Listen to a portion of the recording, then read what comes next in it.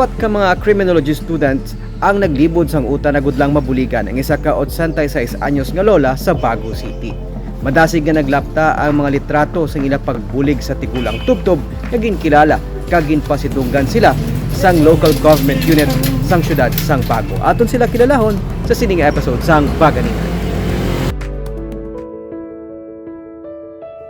Kabahin sang OJT o kon on-the-job training sa mga criminology students ang Baguio City College ang magbantay kag magmonitor sa mga government offices kag magbulig sa pagpahaganhagan sa lakat sang trapiko sa dalanon. Pero sa makita nanday Robert King Gonzales, Jonas Andre Garcinila, Edmar Flores kag Emerjan Bangkal, ang isa ka 86 anyos nga lola nga nagalibod sang utan sa guwasang Manuel Y. Torres Memorial Coliseum and Cultural Center, wala man sila magduwa-duwa nga buligan ang tigulang. Gani matapos ang ila OJT, gilayon nila nga ginbuligan ng lola. Istorya ng Day Gonzales, una nga nagpalapit ang tigulang sa ila para magbaligya sang utan. Sang makabakal na sang produkto ni lola, ginkarga na sa mga estudyante ang mga baligya ni lola kag sila na mismong naglibod sang iya produkto sa palibot sang Coliseum. Nang kagi ko kita ang ako nga ginikanan nga nakabulayan sa kapikaduhon. Hindi ko man mabatas nga hindi ko sila pagbuligan sa amo sila nga parte. Kag sang nakita ko si nanay nadumduman kung ang ginahimo sa akon mga ginikanan. So sang din buhat ko to wala gid sig duwa kag sa kag wala gid may ginahulat nga kapalit. Pating ilang mga makitaan niya classmate kag buddies, wala man makapangindi sa ilang nga sales stock. Gani madasig man nga naubos ang baligya ni lola kag gilayon nila nga gintugyan ang tanan nga benta agud makapauli na si lola sa ila balay sa barangay Malingin.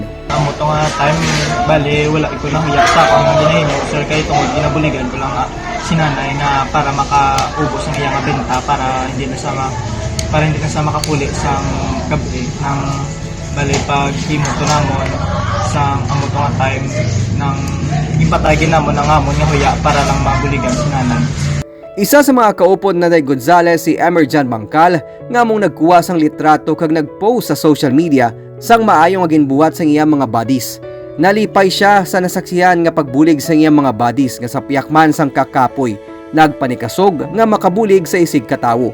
Kung madumduman, si Emerjan man ang ato naman sadto nakilala sang iya ginbuliga ng mga nasunugan samtang nagabiyay siya upod ang pamilya sa banwa sang Don Salvador Benedicto. This is not the first time that we have met sir since last nag-viral man ko and you interviewed me no sir. So we're so happy sir nga gin-recognize nila ang amon good deeds as well as na-overwhelm kami sir sa amon nga nahimo. Actually we did not expect nga ma-viral siya sir. And at the same time, we did not post that deed para makagain kami sang attention or whatsoever, sir. Bali, gin-post ko namon tungod kinanglanan ng gusto namon i-showcase, no? I-showcase namon if ano klase ng mga criminology student ang gina-produce ang bago. Madasig man nga naglapta sa social media ang ginhimo sa mga criminology students. Madamo sa mga netizens ang labi nga nagdayaw sa ila pagbulig. Bisan si Mayor Nicolas Yulo ang nagdayaw man sa ila nabuhat. Not only are they students of criminology but innate na sa ila no. Amo na yan pagpadako man sa ila nga ang kinahanglan buligan, bululigan gid no.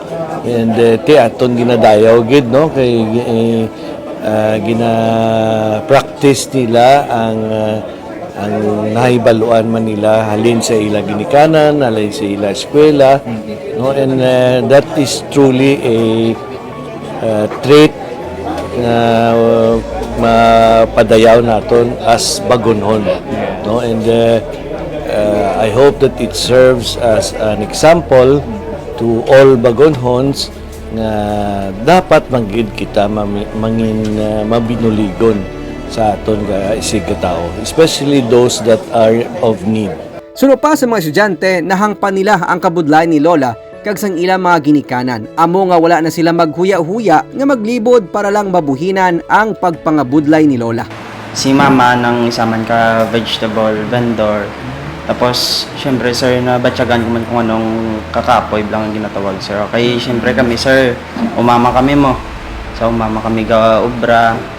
Tapos, do na paminsara ako, ma'am, daw, sir, nga, what if one day, mag-amo man ni sitwasyon namon, kag si mama man ang sa sitwasyon ni nanay.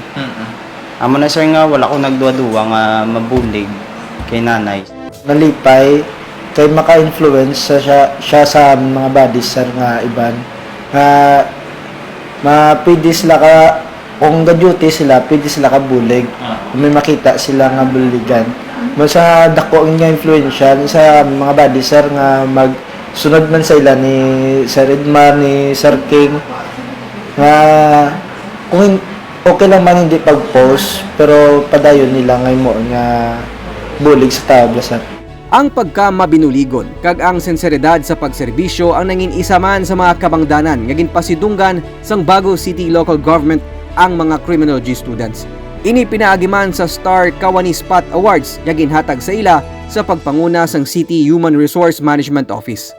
Ang award ang para sa mga empleyado nga sa ila pamaagi nakabulig sa pagpasanyog sang pagserbisyo sang LGU. For the Spot Awards, or actually that is a award for our city government employees. But for them, sir, tungod kay hindi sila empleyado, but they are still somehow part of the city government tungod kay OJT naton sila until the end of the month of January. So gin-pattern naton, sir, somehow ang pag-recognize sila sa Spot Award of the city.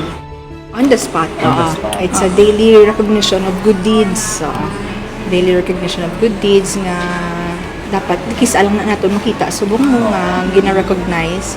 So as an example for them, to be an inspiration as well for their fellow police interns and even sa mga regular citizens. Wala man ginalauman sa mga criminology student ang nabaton nga pasidungog. Wala naman nila gani liwat nga nakitaan kag nakasugilanon pa si Lola matapos ang pagbulig sa iya. Pero para sa ila, ang pagbulig kay Lola pamaagi. Agod matagaan sang inspirasyon ang ila pareho nga mga estudyante kag mga kasimanwa. Nga sa piyakman sa ginapasan nga kabudlayan sang tagsa-tagsa, dapat gihapon magpangibabaw ang tigipusoon nga may pag-ulikid kag paghigugma para sa mga mas nagakinahanglan sang bulig. Hindi mo kinahanglan mangin gamhanan o kon may ikasarang agod makabulig sa imo isig katawo. Bisan ako o kon ikaw, pwede mangin baganihan. Ako si Nico Delfin, magadala sa mga istorya sang paglaom kag pag-asa sa kada simana.